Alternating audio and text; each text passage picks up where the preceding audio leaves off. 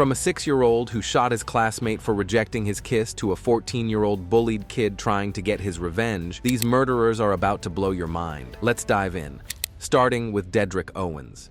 In February 2000, the tiny township of Mount Morse in Michigan faced a loss they couldn't have prepared for. The community said goodbye to an innocent 6-year-old who was brutally shot in her chest during school hours in front of her classmates and a teacher. But what's worse is that her killer, Dedrick Owens, was the same age as her. Dedrick was a first grader at Buell Elementary School, but his life outside of school was anything but typical. The boy was raised in a chaotic and troubled home, so it was no surprise when he started showing signs of violent behavior. His childhood was marked by hardships, especially with his father being a terrible influence on him. Dedrick Sr. had been imprisoned for burglary and drug-related offenses when his son was just a toddler. The child's mother, Tamarla, was left to care for him and his younger brother, but her struggles were also overwhelming. After falling behind on bills, the family lost their home to foreclosure. This forced Dedrick to live with his uncle, Jamel James. Sadly, their uncle's home wasn't a safe refuge. It was, in reality, a crack den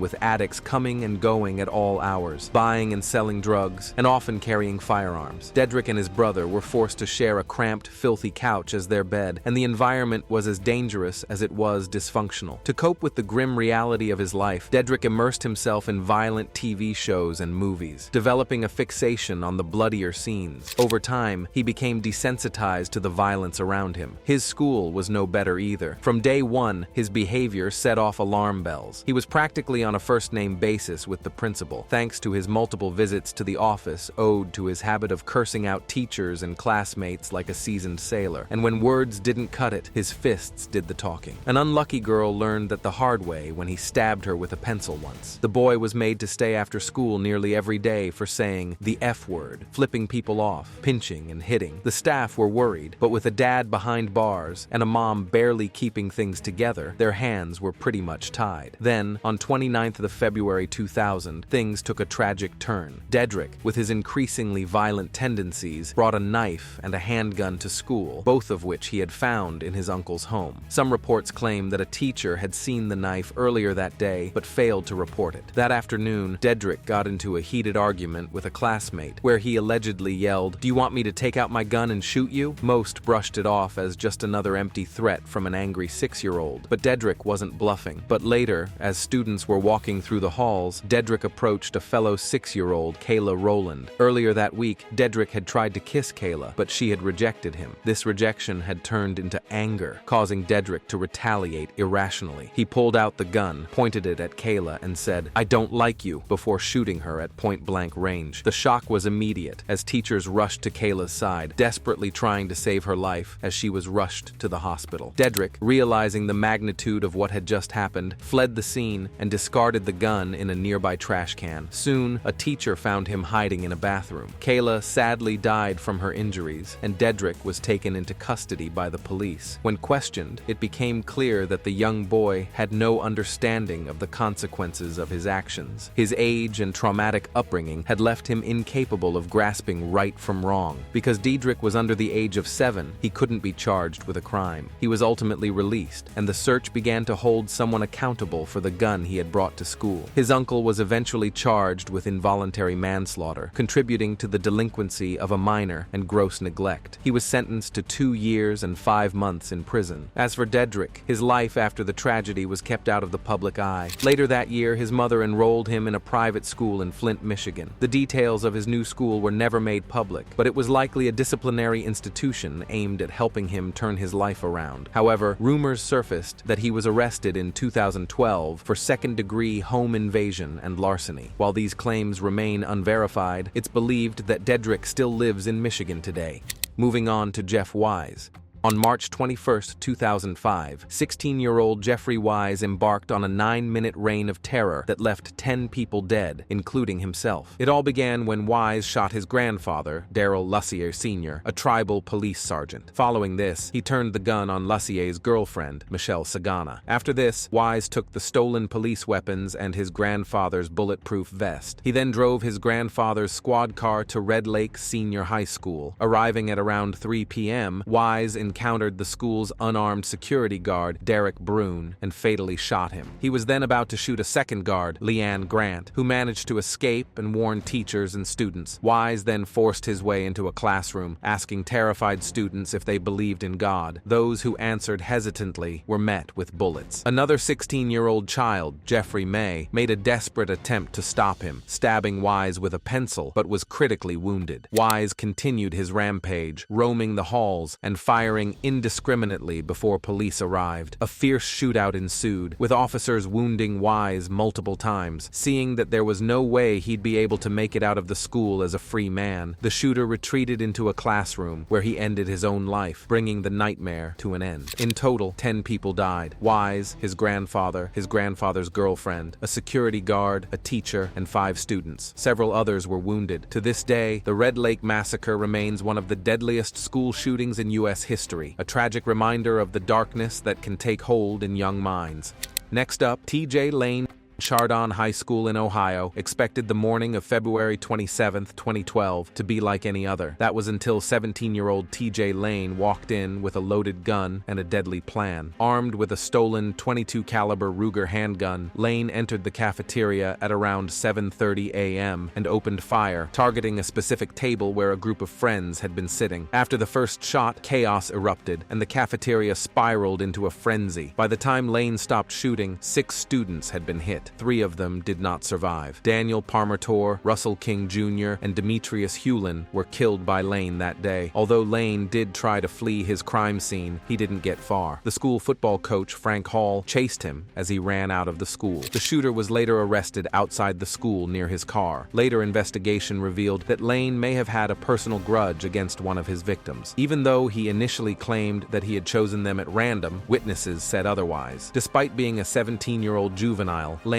was charged as an adult with multiple counts of aggravated murder and attempted murder. This was maybe because he never gave a motive for the rampage and showed no remorse in court. His trial wasn't just about legal proceedings. It became infamous for his disturbing courtroom behavior. When sentenced to 3 consecutive life terms without parole, he smirked, ripped off his dress shirt to reveal a white t-shirt with "Killer" scrawled across it, and delivered a vile, chilling remark to the victims' families and even flipped them off during court. The story should have ended there, but in 2014, Lane made headlines again when he escaped from prison with 2 other inmates. Thankfully, he was caught a while later.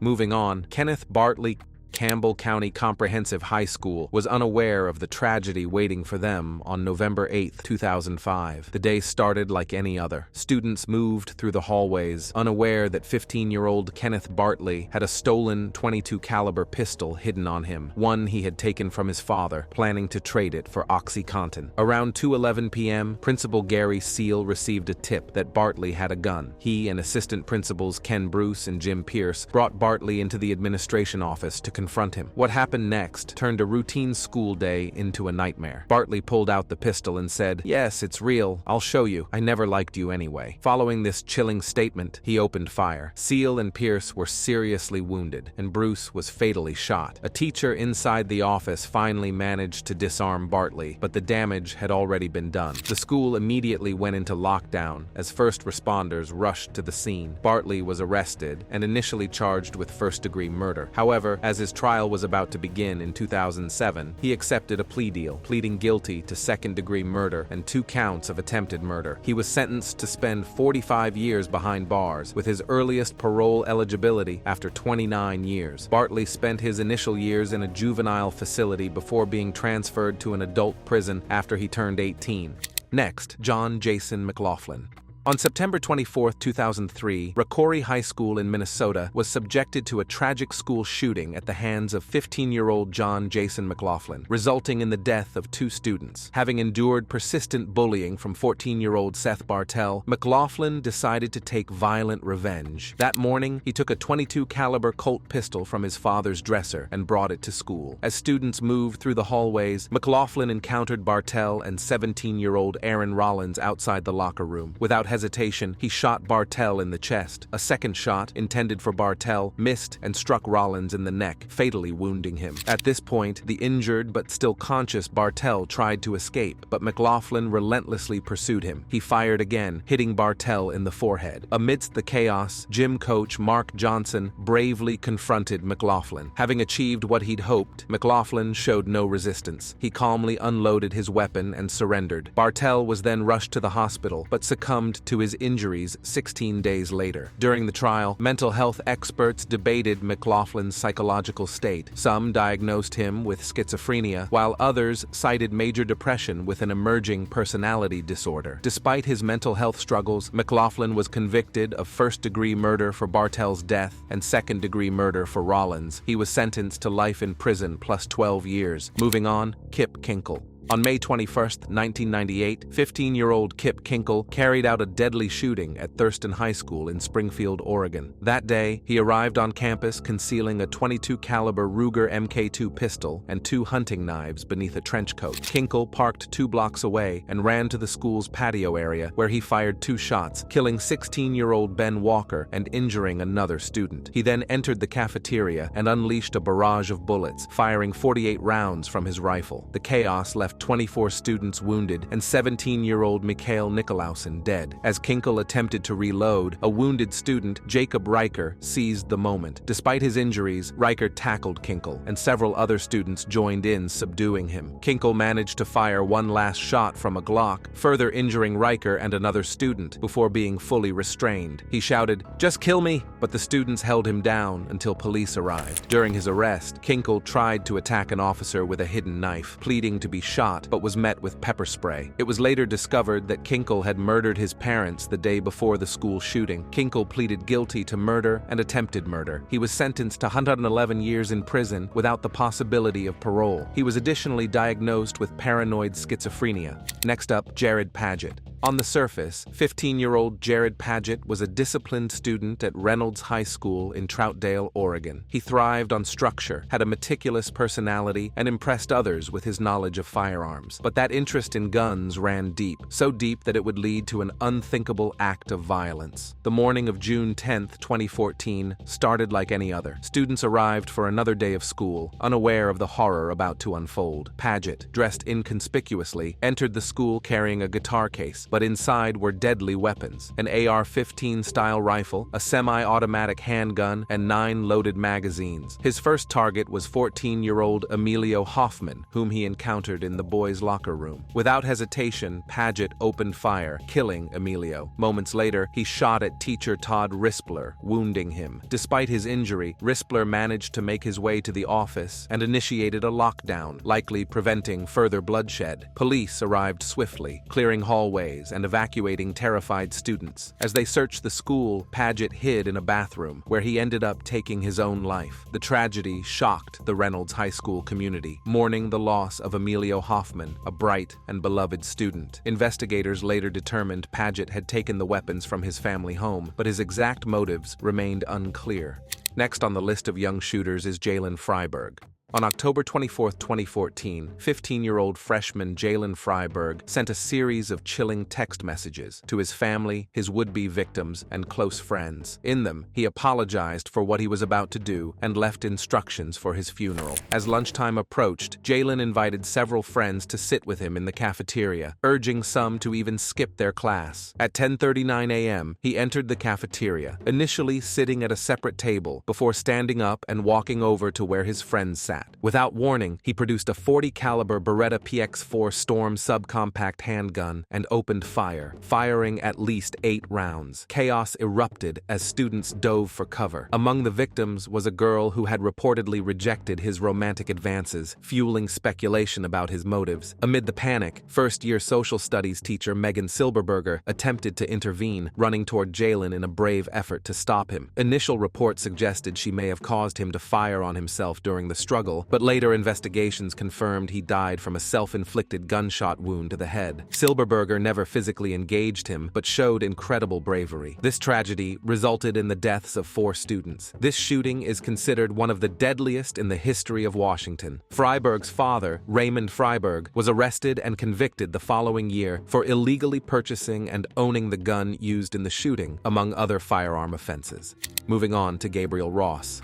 On January 23, 2018, at 7:57 a.m., the usual morning chatter at Marshall County High School in Benton, Kentucky, was shattered by gunfire. In the Commons area, 15-year-old sophomore Gabriel Ross Parker pulled out a Ruger handgun and opened fire on his fellow students. Panic erupted as students scrambled for cover. 2 15-year-olds, Bailey Holt and Preston Cope, were fatally shot. In contrast, 18 others were injured, some by bullets, others in the chaos that followed. Witnesses described Parker as eerily silent, his eyes lifeless, as he fired indiscriminately. After emptying his weapon, Parker discarded the gun and ran into the school's weight room, blending in with terrified students seeking shelter. Unaware that he was the shooter, they allowed him to stay until one student recognized him and alerted a teacher, who immediately called law enforcement. Investigators later uncovered chilling details. Parker had checked in with his friends beforehand to ensure they wouldn't be in harm's way. When questioned, he claimed the shooting was an experiment to observe people's reactions. He also expressed nihilistic beliefs, stating his life had no meaning. Parker was arrested and charged with 2 counts of murder and 14 counts of first-degree assault. In June 2020, he was sentenced to 2 life terms plus 70 years, with parole eligibility after 20 years.